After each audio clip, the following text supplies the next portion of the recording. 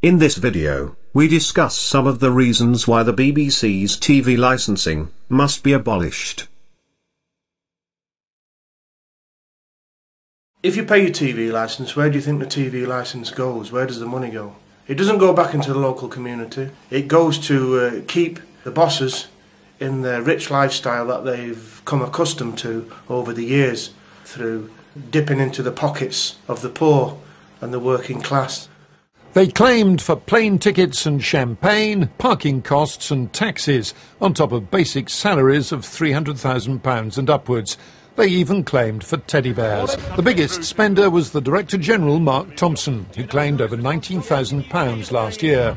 Because it's such a big organisation, often each little part of the BBC gets run as an independent fiefdom, almost, and they're not really answerable unless something goes horribly wrong. And they're in ridiculous situations, money-wise, whereby, I mean, there's a guy who does a national radio show, and he flies from Belfast to Manchester, stays 2 nights in a hotel to do his show from Manchester, just to say, look, we're doing a show from the regions. He might as well just do it from Belfast, and bang, they've saved at least 30 grand a year there. You know, if they need a new potted plant for an office, they can't just go out and buy a yucca plant for £25 or a table lamp for 25 quid. They have this company they go to, and they supply one, but we can't charge you less than 150. It's all sort of strange things like that on top of the expenses. When I was working for BBC Telly for a while, I never opened my fee envelope for about 3 months. I lived entirely off the expenses. In fact, I had money sticking out of every pocket. I didn't know what to do with it. Yes, well, that does not surprise me, Mike. I was threatened by the head of the department that if I didn't up my expenses claim, that I would be removed forthwith. Yeah, I can imagine. And that's right. the truth. If your expenses are remarkably low, young man, I said, yeah, well, I haven't any. He said, well, make some up. He said, what are you trying to do? Kill it for the rest of us? I think the BBC should do whatever it wants to do, but it should pay its own way. If it wants to be a full-on propaganda outlet like Sky, that's fine. But, you know, don't do it at the expense of the public and promising something you can't deliver in terms of public interest and access to the airwaves. The shocking propaganda campaign by the BBC contained in programmes like Conspiracy Files, Conspiracy Road Trip, which is the most abhorrent, odious bilge that's ever been constructed by a TV company, and I say this as an ex-BBC employee. It's absolutely childish, disgusting, horrible, I can't think of the adjectives, that is so unscientific, so unfair, such blatant propaganda, that on that alone, you shouldn't pay your TV licence. If you have a TV licence, why?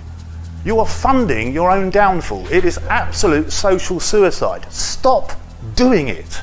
Stop doing it.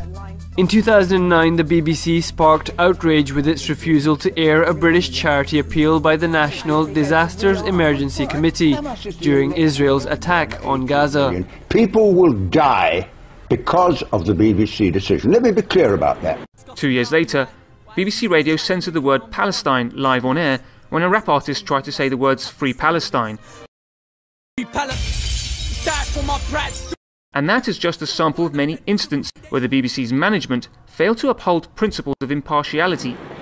While people can complain, their complaints will be heard by the BBC Trust, unlike all other UK broadcasters who have to answer to the British media regulator, Ofcom. And so the British Broadcasting Corporation is funded by the UK taxpayer, but is accountable only to itself. The BBC, which is funded by public opinion, or the public who have that opinion, really ought to wise up, because your role as the wartime propaganda mouthpiece is really infuriating people the length and breadth of this country. Let's get back to the substance. You're going to lose your licence fee over this. Well, you don't have to threaten me. The BBC is not reporting anything that represents the people of this country. I've been thrown out of the BBC and everything just for speaking the truth. The BBC don't like the truth. You're sucking the cock of the establishment, and that is it. You are a criminal for not paying your TV licence. I mean, that's just bizarre to me. I just don't understand it in the slightest. All right, well, it should be on file anyway. Don't you dare do that to me. I'll smack you in the mouth, you little git. Understand your rights regarding the TV licence and these TV inspectors that come round and bully single mothers trying to come their way into the house to search the house It's illegal, immoral, and it should not happen. And they got all the nasty adverts on the telly, you know, well, they used to, but I think it's more subtle now. But the vans come round and the vans pick up that you're watching television. We've got the detectors, the detector vans, and they will drag you away and knock on the door. Boom, boom, boom. Oh, heavy duty stuff. You two work for the BBC. I worked for the BBC for 30 years. When I was at the BBC, it promoted the licence fee by saying how wonderful it was. But now, the organisation you work for says, we know where you are. Auntie's put boxing gloves on. Not having a TV licence is a criminal offence. Our computer has the address of everyone in the country, so it's only a matter of time before we catch up with you. The BBC have been trying to take me to court for 4 years. They send me letters saying, the occupier, we have not heard from you for some time regarding your TV licence. So I just rip them up and put them in the bin. You don't have to let these parasites into your house. Just tell them you haven't got a television and don't let them into your house. Yes, there's a TV set on number 5. It's in the front room. And they're watching Columbo. The mystical television van, eh? Detector van. More mystical than the Loch Ness Monster. There are rather a lot of TV detector vans in this area tonight. New, more powerful vans. If you don't have a licence, they'll know just where to look for you. The whole thing should be got rid of. It's gross. They're all living like champagne Charlies. They're worse than the MPs. If you speak up against the BBC, you're like, dissenting voice. Oh, he doesn't want to pay his BBC TV licence. Get the vans round. Ooh, take him away, take him away. It says here, this address is listed on our database as being unlicensed. My God, unlicensed for what? I'm not selling liquor. The TV Licensing Enforcement Division has now been scheduled to visit your property. I think that's actually slander, isn't it, when you start accusing people of committing crimes with no proof? I mean, you can't do that, can you? Or can you? Watching television programmes as they are being shown on a TV set or any other device is illegal at this address. If an enforcement officer finds you doing so, I love the enforcement officer bit, as if they can actually do anything. You're asking me for money for a service that I don't want, so I'm telling you, I don't want your service. Essentially, you know, again, extorting funds to make programs that people don't want. That's the bottom line.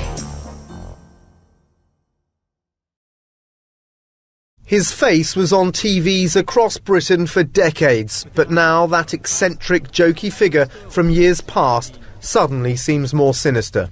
Sir Jimmy Savile, disc jockey, TV personality, fundraiser, and now alleged to have been a predatory child abuser with more than 200 victims, according to the police.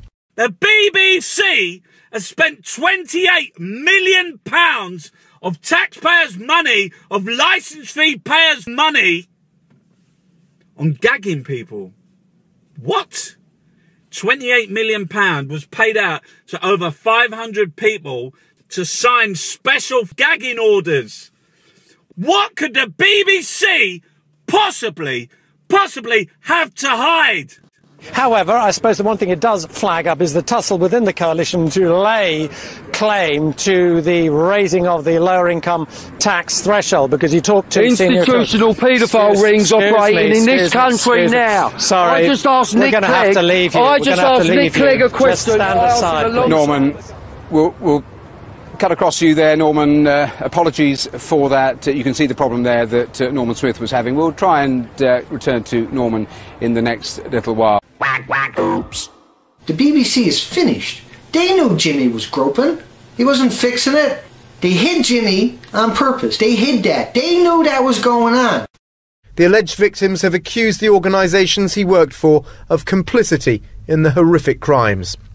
They include the BBC, a shattering revelation made worse by suggestions of a cover-up after a BBC exposé on the affair was axed. Top BBC bosses failed to explain a decision to drop an earlier special news report on Savile. Now the editor of that news programme has stood aside, pending an inquiry. All of us were put in the position of colluding with Jimmy Savile. We who helped him, I appeared on Jim Will Fix It.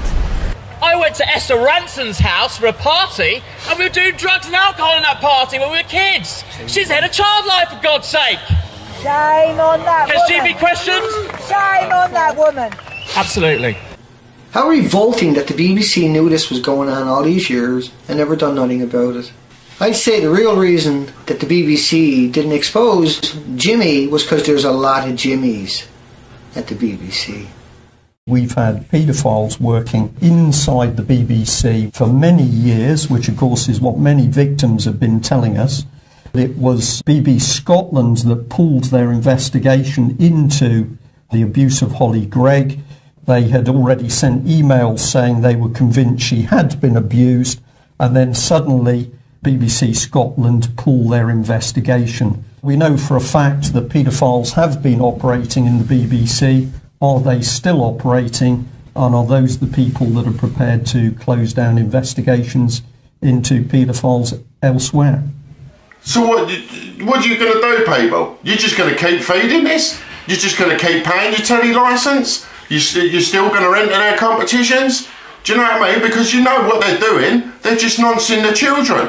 That's all they're doing. They're noncing children with your money because you're giving them the funds to do the job. Do you know what I mean? It don't make sense to me. Just stop doing it. Don't do it anymore. Just knock it all on the head. Enough's enough. You know what I mean? Please, think about it.